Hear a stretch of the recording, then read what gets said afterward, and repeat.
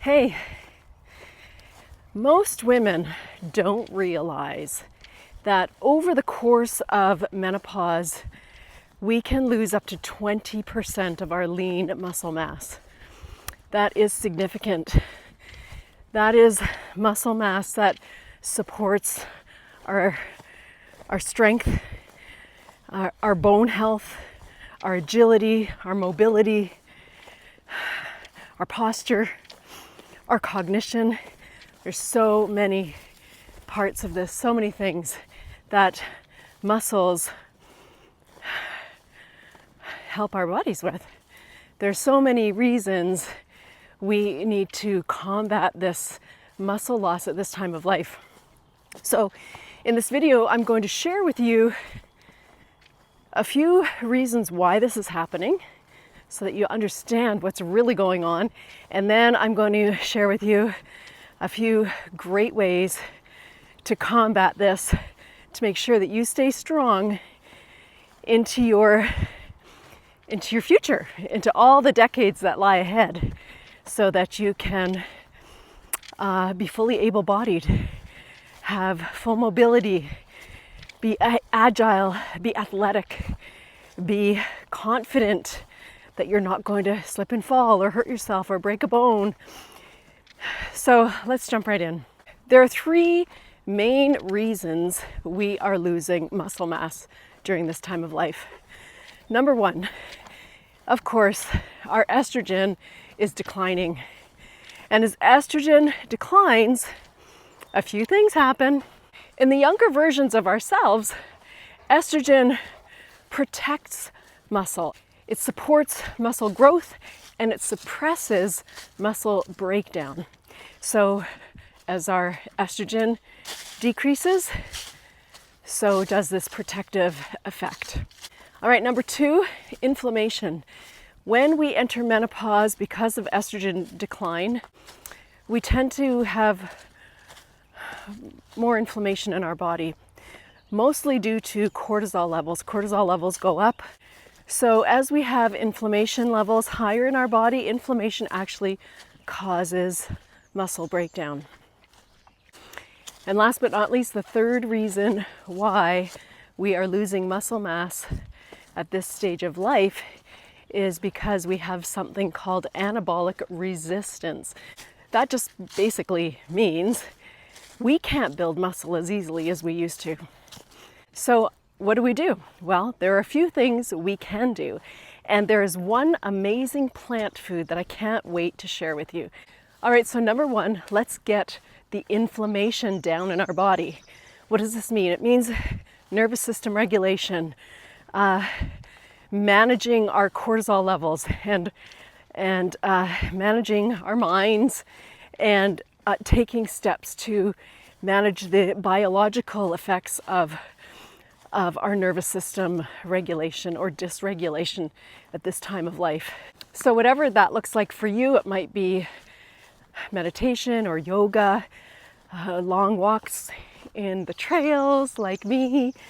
It could mean equine assisted therapy, which is also something I do. Could be just cuddling your dog.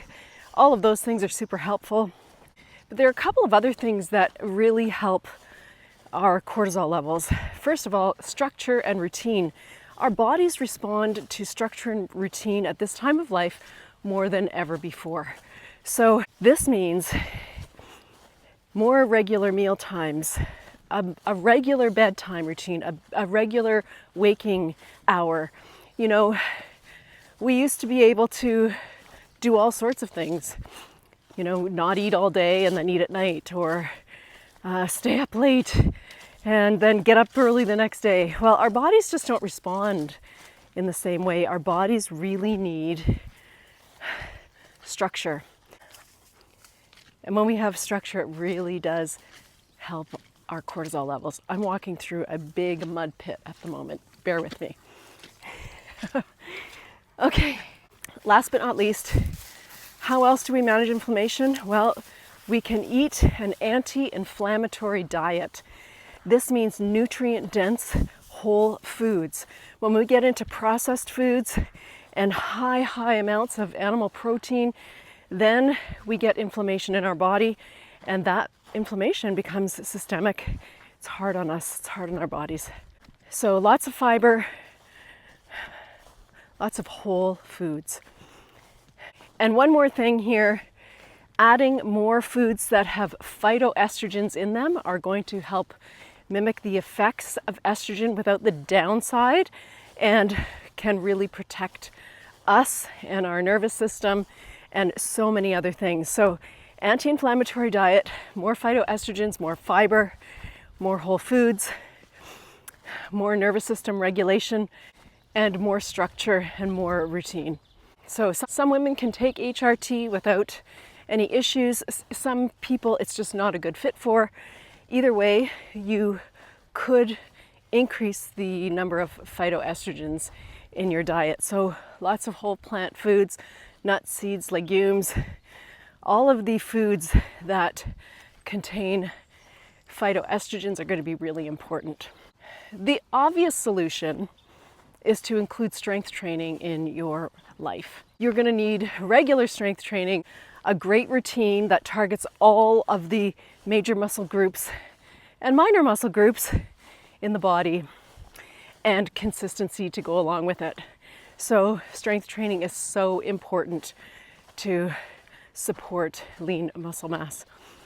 Last but not least, there is one plant food that has been proven to support our muscle integrity, prevent the loss of lean muscle mass, and lower our blood sugar all at once. And that plant is fenugreek, very specifically the fenugreek seed. So fenugreek seed has been shown in studies in the elderly to prevent lean muscle mass breakdown in older sedentary populations. It also has the added benefit of lowering blood sugar levels. In fact, this is something, if you want to try fenugreek, you should do it with the support of a doctor, because fenugreek seed can actually really lower blood sugar levels. So it has to be done carefully. Anyway, fenugreek seed, a super amazing plant that you can use to help offset lean muscle mass breakdown as you move through menopause. So those are some things to think about during menopause. I hope that helps you, and I look forward to talking to you soon. Bye for now.